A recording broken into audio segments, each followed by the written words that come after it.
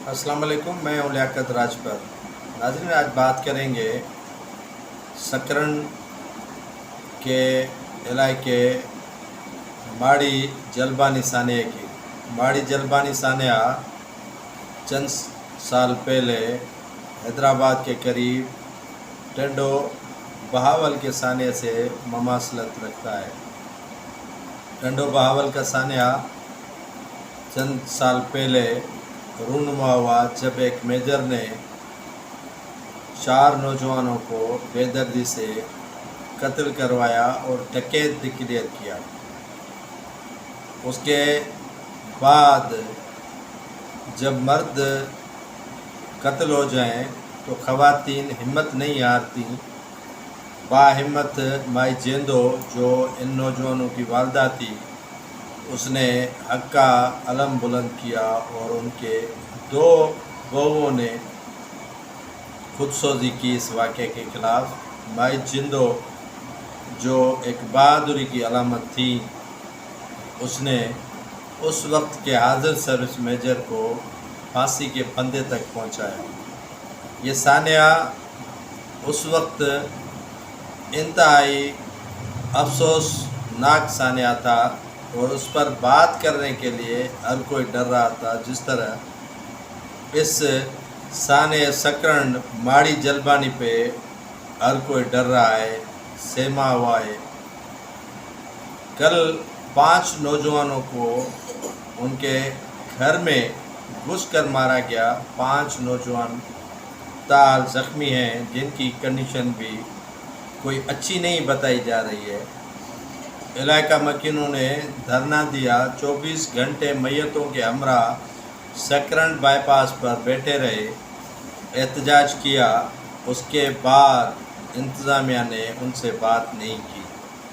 जब ट्रैफिक की रवानी सख्त मुतासर हो गई, कारोबार ठप होकर रह गया और गाड़ियों की हज़ारों गाड़ियों की लंबी लंबी कतारें लग गई, तो इंतज़ामिया बिलाखिर इनसे बात करने के बाद नामालूम मुल्ज़मान के ख़िलाफ़ पर्चा काटवाया। नामालूम मुल्ज़मान क्यों है? ये मालूम शुदा मुल्ज़मान हैं जिनके ख़िलाफ़ नामिनेट पर्चा काटना था। लेकिन अफसोस होता है, यहाँ की शहीद बेनज़ीराबाद इंतज़ामिया पर अफसोस होता है, वहाँ के SSP पर अफसोस होता है, वहाँ के DIG कमिश्नर पे अफसोस होता है, वहाँ के डिप्टी कमिश्नर पर, जो नामालूम मुल्ज़मान के ख़िलाफ़ तो पर्चा काटते हैं, लेकिन जो मालूम है, जो गांव वालों को पता है कि कौन इन्वाल्व हैं, उनके ख़िलाफ़ पर्चा नहीं काटा जाता। यहाँ के सियासतदान बिल्कुल ही गायब है मंज़र से। ये एक मामूली वाक़या नहीं है, ये बड़ा गैर मामूली वाक़या है। यहाँ के मकीनों ने मेरे तवज्जुह से सिंध के वज़ीर आला जो कमेटी तश्कील दी है, उसको मुस्तरद कर चुके हैं। कल सिंध बार कौंसिल ने साने सकरन के ख़िलाफ़ अदालतों से बाइकाट का भी फ़ैसला किया है और उसके साथ साथ ये भी अपील कर दी है सुप्रीम कोर्ट के चीफ जस्टिस काजी फ़ायज़ ईसा साहब से कि वो इस मामले का सोमोटो लें और इसमें मुलविस जो मुल्ज़मान हैं, कितने भी बाअसर क्यों ना हो, उनके ख़िलाफ़ कार्रवाई करें, क्योंकि ये एक बड़ा सानिया है।